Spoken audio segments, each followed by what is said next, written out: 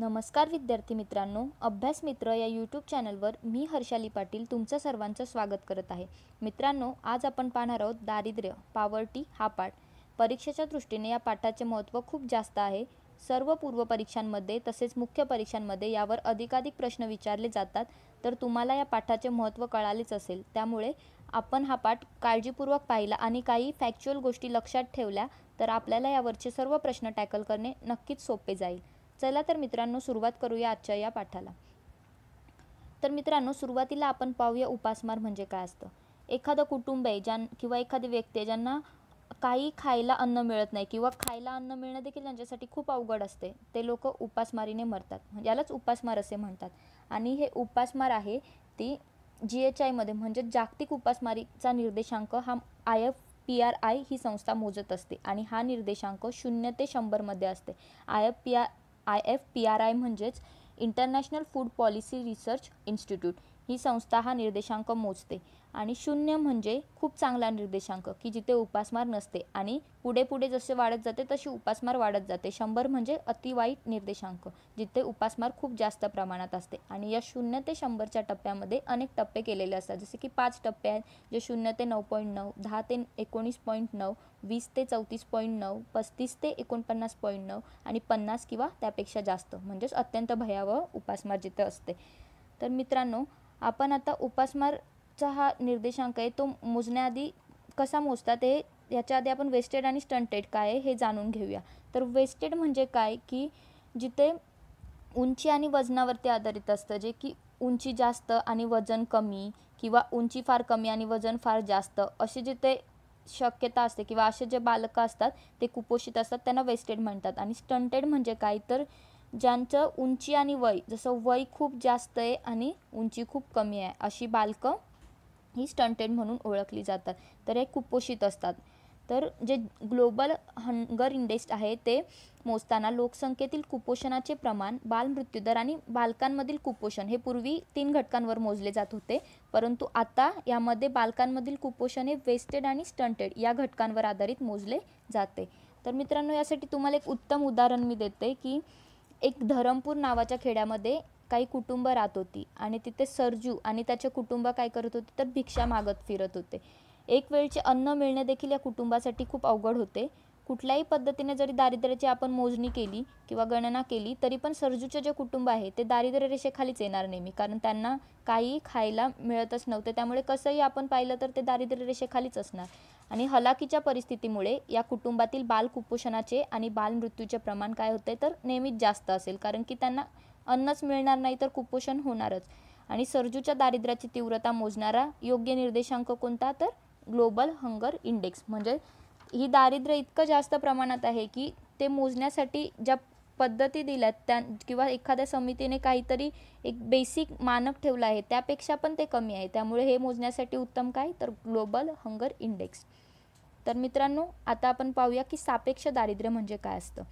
देशातील उच्चतम लोकसंख्या जी असते त्यांची तुलना आपण न्यूनतम लोकसंख्येशी करतो किंवा जे न्यूनतम लोकसंख्या असते ते उपभोग काय घेतात आणि जे उच्चतम लोकसंख्या असते त्यांचे उत्पन्न किंवा त्यांच्या देशातील जे उपभोग ते घेतात वस्तू किंवा सेवांच्या यांच्याशी जेव्हा तुलना करतो तेव्हा आपल्याला सापेक्ष दारिद्र्य मिळते. सापेक्ष म्हणजे रिलेटिव्ह. आपण ह्यावरूनच समजू शकतो की रिलेटिव्ह म्हणजे तुलना करणे. जे हाय स्टँडर्ड लोकांची लो स्टँडर्ड लोकांशी तुलना केली तर आपल्याला सापेक्ष दारिद्र्य मिळते, म्हणजे एक तुलनात्मक दारिद्र्य असते. तर एक निरपेक्ष दारिद्र्य अशी संकल्पना आहे. तर यात काय असतं, देशातील जीवनमान खर्च जो असतो त्याचा विचार करून एक न्यूनतम स्तर निर्धारित केला जातो, एक लेवल डिसाईड केली जाते, एक स्तर निर्धारित केला जातो. आणि या स्तरापेक्षा जर कमी उपभोग घेणारे काही लोकसंख्या असेल की त्या स्तरापेक्षा पण ते कमी उपभोग घेतात किंवा त्यांचं उत्पन्न कमी आहे, मग त्यांना निरपेक्ष दारिद्र्य असे म्हणतात. आणि इथून पुढे आपल्याला निरपेक्ष दारिद्र्याचाच अभ्यास करायचा आहे. तर मित्रांनो, निरपेक्ष दारिद्र्य मोजण्यासाठी नियोजन आयोगाने काही समित्या स्थापन केल्या किंवा नियोजन आयोगाने समित्यांची आकडेवारी आणि त्यांचे विश्लेषण आपल्याला दिले. तर आपण इथून पुढे त्या समित्या पाहणार आहोत. तर पहिली जी समिती आहे ती अलग समिती होती, जीची स्थापना 1979 मध्ये झाली होती. डॉक्टर YK अलग यांच्या अध्यक्षतेखाली अलग समितीची स्थापना झाली होती. आणि या समितीने काय केले तर निरपेक्ष दारिद्र्याचा निकष म्हणून काय केले तर दारिद्र्य टोपली ही संकल्पना सर्वांना सुचवली. त्यांनी एक बास्केट, पॉवर्टी लाईन बास्केट सुचवलं आणि या बास्केटमध्ये त्यांनी काय केलं तर अन्न हा घटक त्यांनी ठेवला.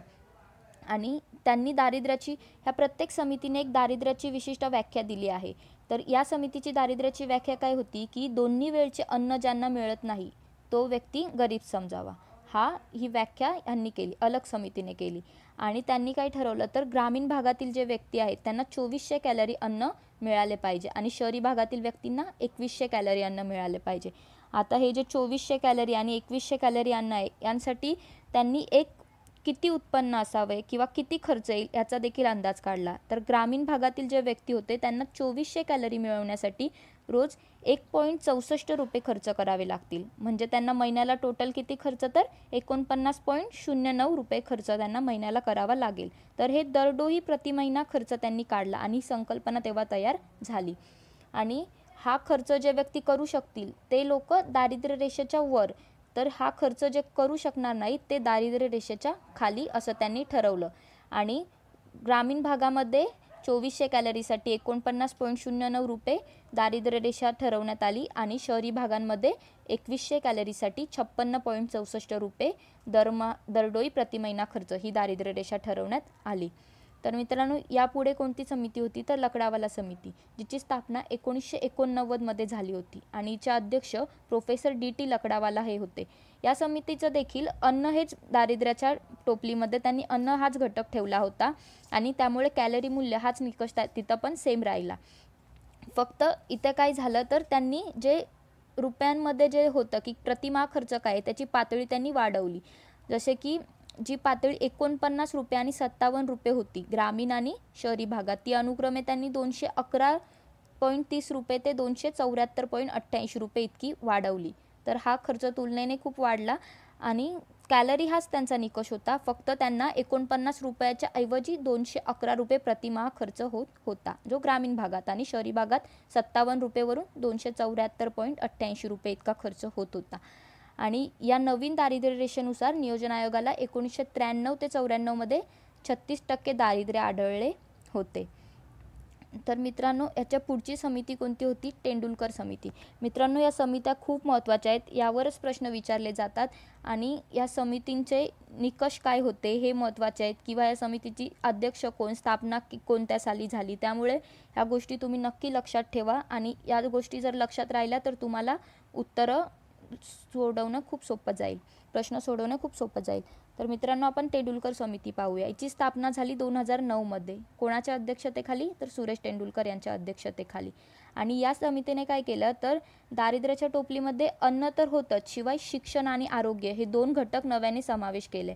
आणि यामुळे काय झालं की नवीन घटक शिक्षण आणि आरोग्य आले म्हणजे खर्च वाढणार. अन्नाचा खर्च 211 रुपये होता ग्रामीण भागात, कोणत्या समितीनुसार? लकडावाला समितीनुसार. आणि यात तेंडुलकर समितीने शिक्षण आणि आरोग्य या 2 गोष्टी टाकल्या, त्यामुळे खर्चाची पातळी अजून वाढली. आणि या जी सुरेश तेंडुलकर समिती आहे, या समितीने काय केलं होतं तर 3 त्रुटी दाखवून दिल्या होत्या. म्हणजे त्यांनी म्हटलं होतं की फक्त अन्न घटक आपण हा एकच घटक मोजणे आता कालबाह्य झाले आहे, की आता आपण हे फक्त मोजू शकत नाही. यासाठी त्यांनी सांगितलं की दारिद्र्य रेषा निश्चित करायची असेल तर जे खर्चाच्या पातळीत जो चलनवाढीचा निर्देशांक मिळवला होता तो सदोष आहे, कारण आपण अन्न घटकाचाच विचार घेत होतो. कारण शिक्षण आणि आरोग्य या ज्या सुविधा आहेत ते शासनच पुरवेल अशी अपेक्षा होते, पण ते आपल्याला खर्च करावा लागतो. त्यामुळे हे देखील खर्चामध्ये येतं आणि दारिद्र्यामध्ये याचा देखील समावेश झाला पाहिजे. त्यामुळे तेंडुलकर समितीने हे दिलं होतं. आणि पुढची समिती कोणती होती तर रंगराजन समिती. ह्या समितीची स्थापना झाली 24 मे 2012 रोजी आणि याचे अध्यक्ष श्री C रंगराजन हे होते. या समितीने काय केलं तर अन्नाबरोबरच इतर घटक देखील त्या बास्केटमध्ये टाकले, जसे की शिक्षण, कपडे, निवारा, वाहन खर्च आणि इतर घटक, या घटकांचा समावेश त्या बास्केटमध्ये केला. ही समिती 2012 साली आली. ही एक लेटेस्ट समिती आपण म्हणू शकतो. या समितीने कॅलरीचे निकष थोडे बदलले. ग्रामीण भागामध्ये 2400 कॅलरीऐवजी त्यांनी 2155 कॅलरी हा निकष घेतला आणि त्यासाठी 554 रुपये हा खर्च त्यांना आवश्यक वाटत होता आणि इतर घटकांवरती 141 रुपये प्रतिमाह खर्च. आणि शहरी भागात त्यांनी काय केलं तर 2100 कॅलरीऐवजी शहरी भागात 2090 कॅलरी हा निकष घेतला. आणि ही 2090 कॅलरी मिळवण्यासाठी शहरी भागात किती खर्च झाला पाहिजे तर 656 रुपये आणि इतर आवश्यक घटकांवरती 407 रुपये असा प्रतिमाह खर्च त्यांनी दिला. तर मित्रांनो, या चारही समित्यांनुसार आपण आता की काय विश्लेषण, नेमकं कोणत्या वर्षात दारिद्र्य किती घटले, किती वाढले किंवा दारिद्र्याची आकडेवारी काय आहे आपण ती पाहूया. दारिद्र्याच्या आकड्यांचे आपण आता विश्लेषण पाहूया. ठीक आहे. तर 1973 ते 74 ते 1999-2000 पर्यंत काय झाले तर दारिद्र्य घटले होते. म्हणजे बघा 1973-74 ते 1999-2000 पर्यंत दारिद्र्य घटत होते. कारण या घट आणि वाढमध्ये काय फरक तर समितींच्या निकषानुसार मोजणी, कोणत्या निकषावर आधारित आपण दारिद्र्य मोजत होतो. आणि 1993-94 ते 99-2000 या काळात जो दारिद्र्य घटीचा वेग होता तो सर्वाधिक होता. किती तर -3.4 इतकं दारिद्र्यामध्ये घट होत होती. तर आपण हे जे घट पाहतो हे पाहण्यामागे कारण काय तर इतर गोष्टी यामध्ये समावेश नव्हता, त्यामुळे दारिद्र्यामध्ये घट होत होती. आणि पुढे जेव्हा 2004-05 म्हणजे 1999 ते 2000 ते 2004 ते 5 या काळामध्ये दारिद्र्यात 0.8ची वाढ झाली. ही वाढ का झाली? कारण की निकष बदलले आणि त्यात इतर खर्च देखील वाढला, म्हणून ही दारिद्र्यामध्ये वाढ झाली. आणि तेव्हा GDPचा वृद्धी दर जो आहे तो चांगला होता, म्हणजे वाढ झाली होती पण विकास झाला नाही. वाढ आणि विकास या दोन्ही वेगवेगळ्या गोष्टी आहेत, हे तुम्हाला माहितीच असेल. तर वाढ झाली आणि विकास झाला नाही. तर मित्रांनो, आपण आता पुढे पाहूया की 1973-74 मध्ये किती लोक तर 32.1 कोटी लोक दारिद्र्य रेषेखाली होते. म्हणजे बघा 73-74 मध्ये दारिद्र्य रेषेखाली असणाऱ्या लोकांची संख्या 32.1 कोटी होती. आणि तेंडुलकर समितीच्या पाहणीनुसार 2004-05 मध्ये 40.7 कोटी लोक दारिद्र्य रेषेखाली होते. मी तुम्हाला मगाशीच म्हटल्याप्रमाणे यांच्या आकड्यांमध्ये आपल्याला तफावत का दिसते, कारण की त्यांचे निकष वेगवेगळे होते आणि त्या निकषानुसार जसे की फक्त अन्न ह्या घटकावर आधारित आपण जर दारिद्र्य मोजले तर ते कमीच येणार, पण शिक्षण, आरोग्य या गोष्टी त्यात ॲड करून मोजले तर ते नक्कीच वाढलेले असणार. त्यामुळे 1973-74 मध्ये लोकसंख्या 32.1 कोटी दारिद्र्य रेषेखाली आणि तेंडुलकर समितीच्या पाहणीनुसार 2004-05 मध्ये 40.7 कोटी लोक दारिद्र्य रेषेखाली होते. तसेच 2011-12 मध्ये दारिद्र्य रेषेखालील जे लोक होते त्यांची संख्या 26.9 असून रंगराजन समितीनुसार ही लोकसंख्या किती होती तर 36.3 कोटी इतकी होती. म्हणजे बघा की 2011-12 मध्ये आपल्याला दारिद्र्य खालील लोक जे आहेत ती कमी झालेली दिसत होती, किती 26.9, पण हे तेंडुलकर समितीच्या पाहणीनुसार होतं. आणि रंगराजन समितीच्या पाहणीनुसार म्हणजे इतर सर्व गोष्टी, इतर 4 घटक जे त्यांनी ॲड केले त्यानुसार जर पाहिलं तर ती 36.3 कोटी लोक दारिद्र्य रेषेखाली होते. तर मित्रांनो, ही आकडेवारी पण महत्त्वाची आहे, ती तुम्ही लक्षात ठेवा, त्यावर प्रश्न येऊ शकतात. तर बहुआयामी दारिद्र्य ही कॉन्सेप्ट आता आपण पाहूया. बहुआयामी दारिद्र्य, मल्टी डायमेन्शनल पॉवर्टी. तर मित्रांनो, बहुआयामी दारिद्र्याबद्दल आपण पाहत असताना बहुआयामी दारिद्र्य निर्देशांक काय आहे म्हणजेच MPI काय आहे हे आपण पाहूया. तर 1997 पासून जो ह्युमन डेव्हलपमेंट रिपोर्ट असतो, मानव विकास अहवाल असतो, त्यामध्ये HPI ह्युमन पॉवर्टी इंडेक्स देत होते, म्हणजे मानव दारिद्र्य निर्देशांक देत होते. परंतु 2007 पासून काय केले तर HPIच्या ऐवजी MPI म्हणजेच बहुआयामी दारिद्र्य निर्देशांक, मल्टी डायमेन्शनल पॉवर्टी इंडेक्स दिला जातो. आणि हा निर्देशांक कोण मोजतो तर OPHI ही संस्था हा निर्देशांक मोजत असते. तर मित्रांनो, हे जे बहुआयामी दारिद्र्य आहे हे OPHI ही संस्था मोजते आणि हे 2007 पासून HPIच्या ऐवजी MPIला सुरुवात झाली. तर MPI जो आहे तो 3 आयाम आणि 10 निर्देशांकांच्या सहाय्याने काढला जातो. तर हे 3 आयाम आणि 10 निर्देशांक कोणते आहेत हे आपण पुढे पाहणार आहोत.